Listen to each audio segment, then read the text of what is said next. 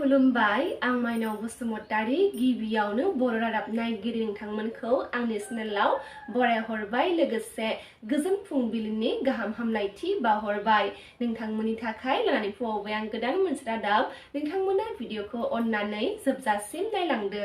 दिनैनि गिबि रादाबाव दङ रिल्स खालामनानै समाजखौ गुबुंले खालामग्रा बर' आइजोफोरनि सायाव गामिनि रायजोफोरा गोख्रों राहा लानायखौ नुनो मोननाय जादों। थांनाय माखासे साननिफ्राय आरजाथावै आरो नायथावै रिल्स भिडिअ बानायनानै ससियेल मिडियायाव ओंखारग्रा खनजिता बर' मुंनि आइजोखौ नायथावै रिल्स भिडिअ बानायनानै ससियेल मिडियायाव हगारग्रा खनजिता बर' मुंनि आइजोखौ शिक्षा होदों गामिनि रायजो राजाफोरा। गसाइगाव महकुमानि सिङाव थानाय बेरलांमारि गामिनि खनजिता बर'आ साननैसो सिगां गावनि फेसबुक पेजनि गेजेरजों माखासे नायथावै भिडिअ खालामनानै हगारनायनि सायाव मैया गसाइगाव दख'रानि सिङाव थानाय बिनखाता दालाइसा एबसुजों लोगोसे गामिनि माखासे मेलेमजिबिफोरखौ लाफानानै सावरायनाय जायो होनना मिथिनो मोननाय जादों। मख'नो गोनांदि बे मेलाव सावरायलायनायनि गेजेरजों खनजिता बर'खौ गावनि गोरोन्थिनि थाखाय निमाहा बिहोनायजों लोगोसे हारियाव खहा जानाय खामानि मावला आरो इयुनावबो आरजाथावै रिल्स भिडिअ खालामला होननानै रायजोफोरनि सिगाङाव समायखिरा लाहैयो। लोगोसे खनजिता बर'खौ समाजारि बिजोंनि गेजेरजों बर' रायजो राजाफोरनि सिगाङाव निमाहा बिफिननायखौ नुनो मोननाय जादों। आलादा रायजो बड'लेण्ड बिनायाव बर'नि गासैबो आफादखौनो मदद होनो खावलायदों क'क्राझार जिल्ला एक्स भलन्टियार फर्स अर्गेनाइजेसना। क'क्राझारनि आलफागाव गामियाव मैया क'क्राझार जिल्ला एक्स भलन्टियार फर्स अर्गेनाइजेसननि मोनसे मावसुमा मेल जानानै थाङो।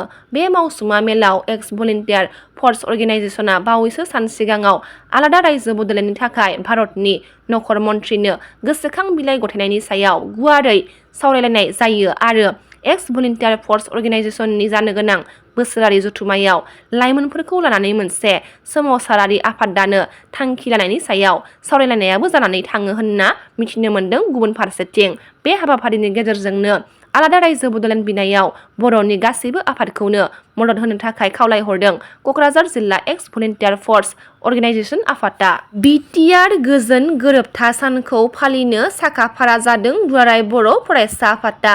फैगौ 27 जानुवारि खालारखालि चिरां जिल्लानि सिङाव थानाय खासिकट्रा हायार सेकेन्डारि स्कुलनि गेवलां फोथाराव बिटिआर गोजोन गोरोबथा सानखौ फालिगोन दुलाराय बर' फरायसा आफादा। थारैनो थांनाय 2020 मायथाइनि 27 जानुवारि खालाराव बिटिआर गोजोन गोरोबथानि रादाय बायदियै मा बिथिङाव खामानि मावफुंनो हाखो आरो मा बिथिङाव दिनैसिमबो आद्रा जानानै थाखो बेफोरखौ खौरां बिजोंनि गेजेरजों फोरमायथिनायखौ नुनो मोननाय जादों।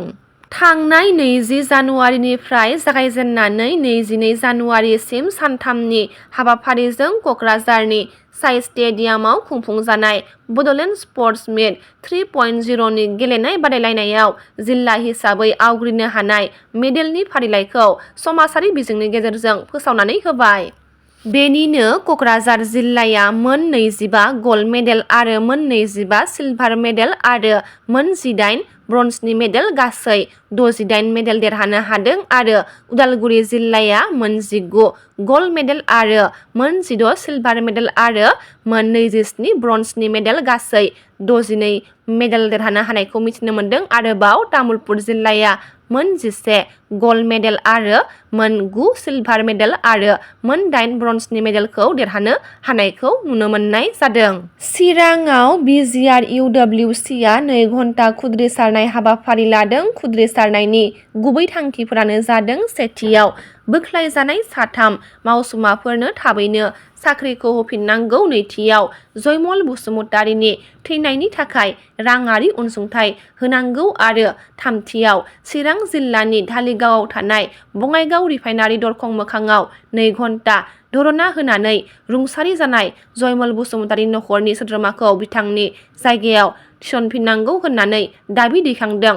हेंथा दिन्थिफुंनाय समाव BGRUWCनि आफादगिरि दिलीप रायआ रिफाइनारि बिबानगिरिफोरखौ थाबैनो मावसुमाफोरनो साख्रि होनो दाबि खालामदों होननानै मिथिनो मोननाय जादों। थुनलाइगिरि आरो थुनलाइ मोजां मोनगिरिफोरनि थाखाय गोजोनथाव रादाब गुबुन गुबुन बोसोराव खुंफुंनाय बायदिनो देग्लायबो बिटिआर सोरखारनि बानजायनायाव गोजोन आरो अनलायनायनि मोन्थोरखौ सिगाङाव दोननानै ब्रैथि क'क्राझार थुनलाइयारि फोरबो एबा ब्रैथि क'क्राझार लिटारेरि फेस्टिभेल 2025खौ खुंफुंनो थांगासिनो दङ। फैगौ 1 फेब्रुआरिनिफ्राय जागायनानै 3 फेब्रुआरिसिम सानथामनि मेहेरगोनां हाबाफारिजों खुंफुंजागोन होननानै मिथिनो मोन्दों। गोजोननि नोगोर क'क्राझाराव थानाय बड'फा कालचारेल कमप्लेक्सआव बे ब्रैथि क'क्राझार थुनलाइयारि फोरबोखौ खुंफुंगोन होननानै मिथिनो मोननाय जादों। बिटिआरनि गाहाय खुंगिरि प्रमद बर' बिथाङा चिरांनि सुदेमपुरियाव गरखा भवन लुफुंनो अन्थाइ खाम्फा गायसनदों। मैया बिटिआरनि